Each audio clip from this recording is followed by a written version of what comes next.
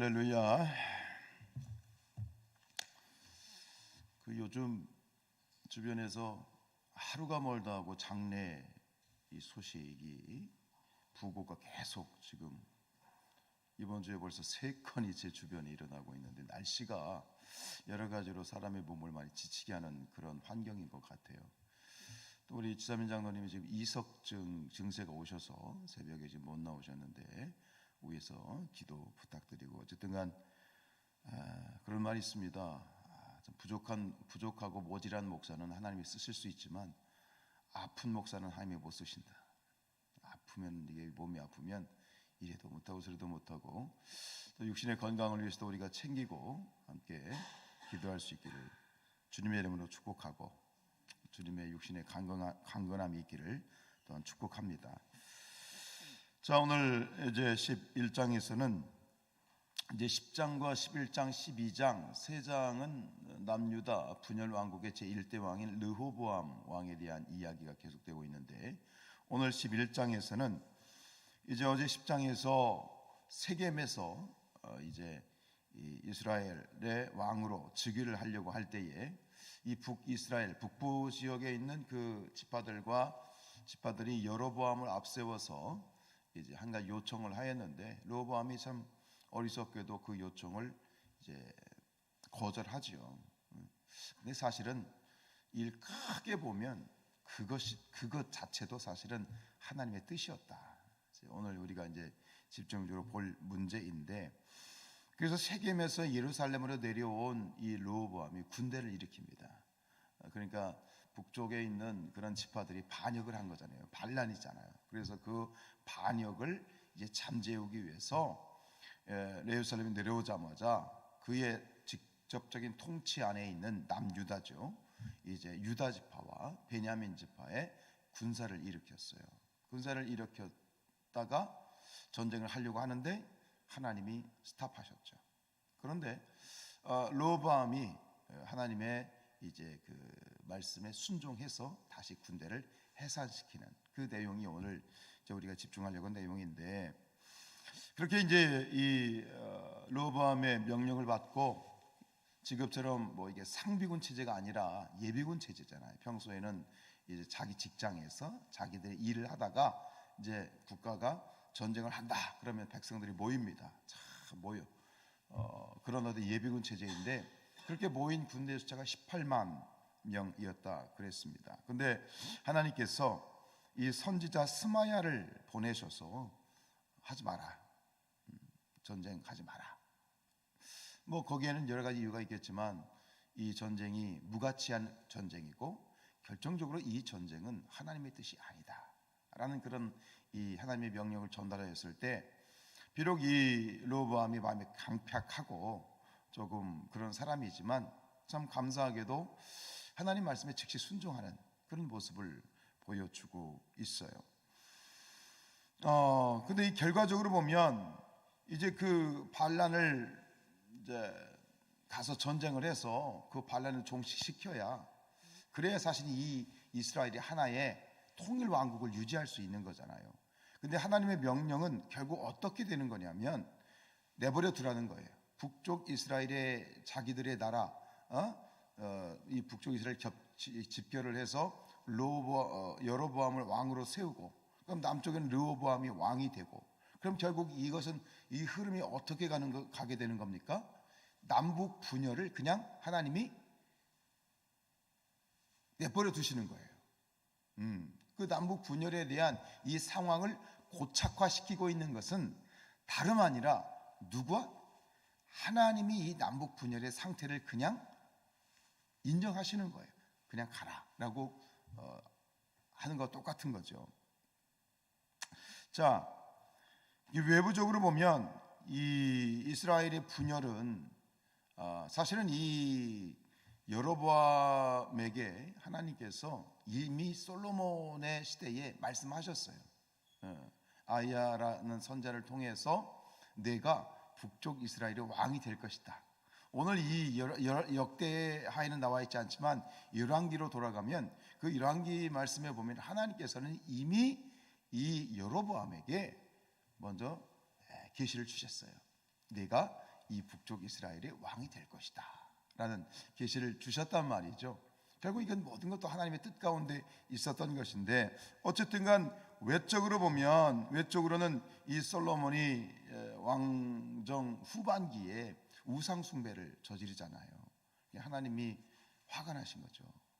하나님이 분명히 언약을 깬 거예요. 이 솔로몬이 하나님의 언약을 깬 거예요. 분명히 아버지 다윗의 뜻 가운데 내가 하나님의 말씀에 순종하고 하나님의 뜻대로 다윗이 내 아버지가 걸었던 그 길을 걸어가면 내가 너의 왕위를 영원히 내가 지켜줄 것이다. 그러나 우리가 기억할 건 뭐예요? 그러나 내가 하나님의 뜻을 저버리면 난 책임 안 진다. 분명히 이것이 다윗 언약이고 솔로몬에게 주셨던 제 언약인데, 그 언약을 어긴 것은 솔로몬인 거예요.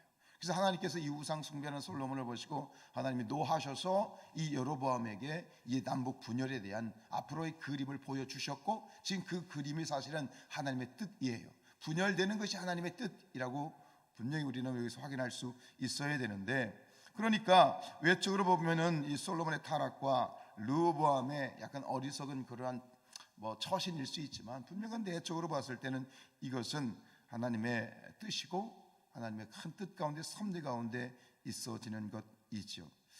만약에 이 르호보암이 하나님의 뜻을 거역하고 전쟁을 일으켰어요. 안 된다, 저거 응징해야 된다, 하나님 말씀에 불순종하였더라면 과연 어떤 그러한 결과가 났을까요?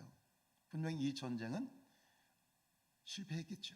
당연히 실패했을 것이고, 아마 르호보암은 자기의 치명적인, 그런 개인적으로 봤을 때도 치명적인 그런 위험에 처하게 됐을 것이고, 결정적으로 이 이스라엘이 의미 없는 전쟁을 일으키는 말미암아 동족 상전의 비극 가운데 엄청난 국가적인 그러한 출혈을 초래하고 말았을 것이다 라고 하는 것은 너무나도 당연한 일이겠지요. 오늘 이 사건을 통해서 너무나도 분명한 하나의 우리가 확인해야 되는 교훈은 뭐냐면, 항상 우리는 신앙 가운데에서 언제 어디서나 하나님의 뜻에 민감한 사람이 되어야 된다, 이것이에요. 너무나 당연한 이야기겠지만, 사실 우리가 오늘 확인을 하고 나를 점검해야 되겠어요. 하나님의 뜻이 무엇인가? 흔한 얘기지만 이 역사를 의미하는 히스토리, 영어를 히스토리라고 하지 않습니까? 이 히스토리는 두 단어가 합성된 것이다. 이것은 원래 그런 건 아니고 이제 우리의 신앙의 고백 가운데 그런 거예요. 히스토리는 뭐냐? 히스 스토리다. 히스 스토리. 히스가 누구예요? 하나님의 이야기라는 거예요. 아주 좀 의미 있는 이야기입니다. 이 역사는 하나님의 이야기예요. 이 역사가 하나님의 이야기라는 말은 뭐냐면, 모든 것은 하나님의 뜻 가운데 있고 하나님의 섭리 가운데 있다라는 것을 우리가 인정하고 있는 거예요. 이 전 세계, 이 지구라고 하는 이 인류 모든 수십억의, 지금 70억의 인구뿐만 아니라 그런 큰 규모의 스토리가 아니라 우리 한 사람, 나 개인에게 일어나는, 아니 조금 더 넓게 하면 이 대한민국이라고 하는 이 나라 가운데 일어나고 있는, 그리고 더 좁게는 나 자신에게 일어나고 있는 모든 이야기들은, 그 이야기는 나의 이야기가 아니라 하나님의 이야기이다. 하나님의 섭리이다. 때로는 우리가 이해할 수 없는 일들이 발생하지 않습니까? 어떤 급작스러운 일. 참 요즘 이제 장례식 계속 매일 거의 지금 제가 지금 장례식장에 다녀오고 있는데, 가면은 그래요. 그런 얘기를 해요. 아유, 엊그저께 괜찮으셨는데, 돌아가시기 직전까지도 전혀 멀쩡했는데, 큰 일이 없었는데 갑자기 돌아가셨다, 이런 얘기를 하는 경우들이 있잖아요. 사람의 일은 모르는 거죠. 그런 일들뿐만 아니라 전혀 이해가 되지 않는 많은 그러한 일들이 우리 삶에는 수시로 일어나고 있는데, 그런데 그때마다 이상하다, 이유를 모르겠습니다 라는 이야기를 하지만 그건 사실은 맞지 않는 거예요. 그러나 그것을 좀 더 우리의 신앙의 용어로 바꾸면 뭐예요? 하나님의 뜻입니다. 아쉽지만 일찍 돌아가신 것도 하나님의 뜻이고, 이해할 수 없지만 지금 내 삶 가운데 일어나는 모든 그러한 사소하고 아무리 사소한 일이라 할지라도 그것은 하나님의 뜻이다. 분명히 예수님이 그런 말씀하셨지 않습니까? 마태복음 10장 29절에 참새 2마리가 한 아사리온에 팔리지 않느냐, 그러면서 하신 말씀이 뭐예요? 그러나 너희 아버지께서 허락하지 아니하시면 그 하나도 땅에 떨어지지 않는다. 참새 2마리가 한 아사리온이다. 아사리온은 가장 그 최저 단위의 로마 동전이었어요. 우리말로 말하면 뭐 10원, 100원, 500원이겠죠. 참새, 그렇게 하찮은 참새도 하나님의 허락 없이는 떨어지지 않아. 하물며 하나님께서는 너희의 머리카락 하나까지 다 세시는데, 우리의 머리카락 하나까지 다 세시는 하나님의 이야기가 바로 우리에게 일어나는 것이고, 우리의 이야기는 결국은 크게 보면 하나님의 뜻이고 하나님의 이야기이다. 여러분, 이해하지 못하는 일들이 내 삶 가운데 일어나더라도 여러분, 우리가 고백해야 되는 건 뭐냐? 결국 모든 것은 하나님의 뜻입니다. 그리고 한 걸음 더 나아가서 우리가 하나님께 구해야 될 것은, 또 기도해야 될 것은 뭐냐면, 하나님, 이 가운데 있는, 이 상황 가운데 이런 일이 벌어지고 있는 하나님의 뜻을 알려주십시오. 그걸 놓고 기도해야 되죠. 때로는 그렇습니다. 도대체 이 상황 가운데 어떻게 해야 될지, 내가 뭔가를 행동을 해야 되고 내가 뭔가를 결정해야 되는데, 이 상황 가운데에서 우리가 적극적으로 기도해야 될 것은 뭐냐면, 하나님 뜻을 알려주십시오. 시편 143편 10절 말씀에 주는 나의 하나님이시니 나를 가르쳐 주의 뜻을 행하게 하소서. 나를 가르쳐 하나님의 주의 뜻을 행하게 하옵소서. 왜 우리가 하나님의 뜻대로 행해야 되는가? 왜 우리가 하나님의 뜻을 알아야 되는가? 하나님의 뜻을 알고 하나님의 뜻을 행해야 되는 매우 중요한 이유는 뭐냐면, 하나님의 뜻이 아닌 길을 가게 되면 그 길은 결국 무슨 길이에요? 사망의 길이기 때문에 그렇잖아요. 인정하십니까? 예. 지금 르호보암이 참 경솔하고 아직 무르익지는 않았지만, 그러나 참 다행인 건 뭐냐면, 지금 이 르호보암이 하나님의 뜻에 대해서, 나는 내가 그 하나님의 뜻이 무엇인지를 모르지만 때로 그렇기 때문에 하나님께서는 다양한 방법으로, 다양한 채널로 하나님의 뜻을 알려주십니다. 지금 이 르호보암에게는 어떤 채널을 통해서?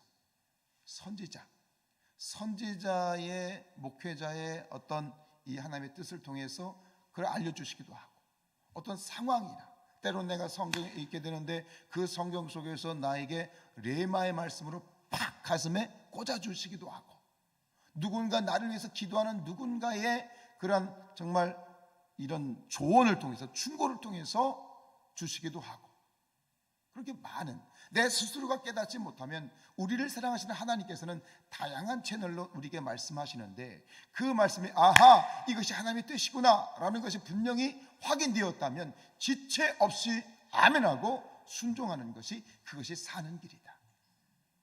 하나님의 뜻을 파는, 하나님의 뜻을 알고 그 뜻을 하나님의 원하는 길을 가야 되는 이유는, 다시 말씀드리지만, 그 뜻을 거스르면 그 길은 결국 무슨 길? 죽음의 길, 사망의 길이기 때문이다. 오늘도 우리가 크고 작은 모든 일들 가운데 생명의 길을 걸어갈 수 있길 축복합니다. 무엇이 생명의 길이냐? 하나님이 원하시는 길이 생명의 길이고, 그 길이 복된 길이고, 그 길이 형통한 길이고, 그것이 우리에게 열려진 하나님의 은혜의 길인 줄로 믿습니다. 오늘도 저와 여러분이, 우리 모든 성산의 가족들이 이 생명의 길로 나아갈 수 있도록 하나님의 뜻을 알고 그의 음성을 듣고 따라가는 우리가 될 수 있기를 주님